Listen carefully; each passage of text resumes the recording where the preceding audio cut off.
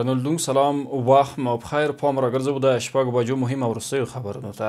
میدان وردګ ولایت کې د ځوانانو د ښې همغږۍ او ستونزو اورېدو په اړه لویه غونډه ترسره شوه. په غونډه کې د اطلاعات او کلتور وزارت د ځوانانو چارو مرستیال او د میدان وردګ ولایت ګڼ شمېر ځوانانو مشرانو او مسؤلینو ګډون کړی و.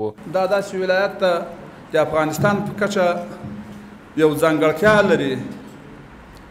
د دغه ولایت داسې لیسې شته چې د یوې لیسې یو نیم سل کسه شهیدان لري په مخامخ جنګونو کې له امریکایانو سره. داسې لیسې شته چې داسې محصلین شته، داسې محصلین اوس چې هغوی فدایي وکولې. زموږ د دغه ولایت ځوان نسل دا په داسې عقیده، په داسې مفکوره الحمدلله روزل سوی ده چې دا ټول څونه چې زموږ محصلین دي دا مجاهدین دي. د بهرنیو چارو سرپرست وزیر د اسلامي همکاریو سازمان د بهرنیو چارو وزیرانو په 50مه غونډه کې د ګډون په موخه د کامیرون جمهوریت پلازمینې یاوندې ته رسمي سفر وکړو. د بهرنیو چارو وزارت د وان مرستیال ویلي چې د سرپرست وزیر به په دې 2 ورځنۍ غونډه کې چې د اګست پر 29 او 30 ترسره کیږي د ګډون ترڅنګ د کوربه هیواد او د اسلامي همکاریو سازمان د ځینو غړو هیوادونو د بهرنیو چارو له وزیرانو او استازو سره 2 اړخیزې ناستې هم ولري. د ملي دفاع وزارت د وسلوالو ځواکونو لوی درستیز قاري پسح الدین فطرت د دولتي ادارو د یو کلن لاسته راوړنو د تشریح پروګرام کې ویل تیر کال د هیواد له پولو د ساتنې او امنیتي پیښو مخنیوي په موخه اړینو ځایونو کې ګڼ شمېر کنډکونه، ویزونه او امنیتي پوستې جوړې کړې دي. په ورته وخت کې فطرت وایي دغه وزارت په تیر یو کال کې په ټولیز ډول د 1383 کړیو ماینونه هم شنډ کړي دي. اروپایي ټولنه وایي چې روان 2023 کال له پیلې له افغانستان سره 100 میلیونه یورو چې شاوخوا 111 میلیونه ډالر کېږي بشري مرسته کړې ده. د اروپایي کمیسیون ویان اریک مامیر پرون په بروکسل کې خبریالانو ته وویل دوی دغه مرستې د خپلو همکارو موسسو په مټ ویشلې دي، نه د کوم حکومتي چوکاټ له لارې. اروپایي ټولنه وایي چې د سرپرست حکومت له بیا واکمنۍ راهیسې په 15 الوتکو کې افغانستان ته 1400 ټنه د ژوند ژغورنې توکي استولي دي.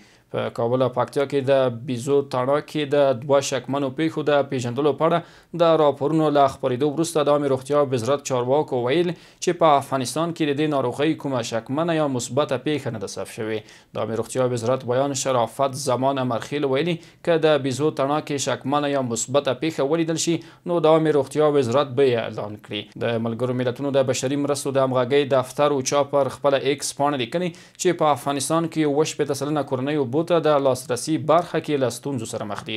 اوچا وایي په افغانستان کې د تودوخې له لوړېدو وروسته اوبه ډېرې کمې شوي دي. اوچا زیاتوي چې کلیوالې کورنۍ شاوخوا 20 دقیقې د څښاک پاکو اوبو ترلاسه کولو لپاره مزل کوي او ښاري کورنۍ بیا د تیر کال په پرتله پر اوبو 2 برابره پیسې ورکوي. په افغانستان کې د اقتصادي ناورین ترڅنګ د وچکالۍ کړکېچ هم د هیواد پر وګړو اغیزه کړې ده. مالیې وزارت ویلي چې د وزارت د ګمرکونو لوی ریاست سوداګرو ته د اسانتیاو رامنځته کولو او د ګمرکي چارو د لا چټکتیا په موخه د 10 میلیونه او 500 زره افغانیو په ارزښت د کابل، شیرخان بندر، ابو نصر فراهي او پکتیکا کې په ګمرکونو کې د 4 پایو لوړ تناژ لرونکو تلو د ترمیم چارې پیل کړي دي. د کډوالو او رسیدونکو چارو وزارت د افغان کډوالو د ستونزو د حل په موخه د ملګرو ملتونو سازمان او له پاکستان څخه د 3 اړخیزې غونډې د جوړېدو وړاندوینه کړې ده. د یاد وزارت بیان وایي چې دغه غونډه به په پاکستان کې د افغان کډوالو د ستونزو پر حل متمرکزه وي. پاکستاني رسنیو د ملګرو ملتونو د یو چارواکي له قوله راپور ورکړی چې د پاکستان حکومت د دې غونډې د جوړولو په تړاو د سرپرست حکومت وړاندیز ارزوي. د اقتصاد وزارت سرپرست قاری دین محمد حنیف کابل کې د قطر سفارت له استازي سره کتلي دي. د یاد وزارت خبرپاڼه کې راغلي چې دغه کتنه کې پر بشرپالو مرستو، اقتصادي او سوداګریزو همکاریو، بنسټیزو برخو کې پر پانګونې او اړونده موضوعاتو خبرې شوي دي. په تېره یوه میاشت کې د اوسپنې پټلۍ له لارې څه باندې 314 زره ټنه انتقالات ترسره شوي دي. ټولګټو چارو وزارت ویلي چې تېره میاشت د حیرتان، اقینې او تورغونډۍ اوسپنې پټلیو له لارې 314 زره او 943 میټریکه ټنه توکي لیږدول شوي دي. په یادو توکو 14933 ټنه توکي صادر شوي دي.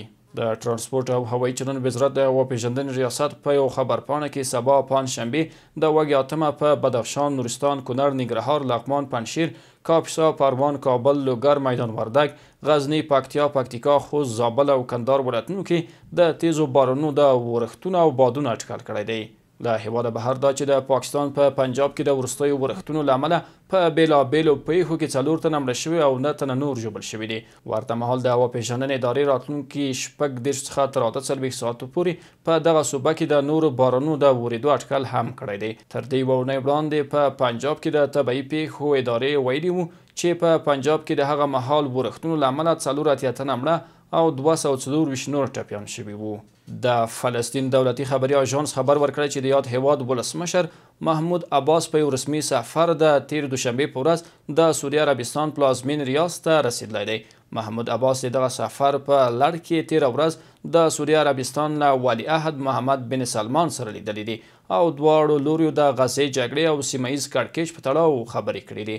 په دې لیدنه کې محمد بن سلمان د کړکېچ د راکمولو لپاره د سعودي عربستان د ژمنتیا ډاډ ورکړی او زیاته کړې ده چې ریاض له نړیوالو او سیمه ییزو ډلو سره په ګډه د کړکېچ د کمولو لپاره هڅې کوي. او وروستی خبر مو دا چې د روسیې د بهرنیو چارو وزیر سرګی لاروف ویلي د امریکا په مشرۍ لویدیځ د اوکراین په پوځي ملاتړ سره غواړي درېیمه نړیواله جګړه رامنځته کړي.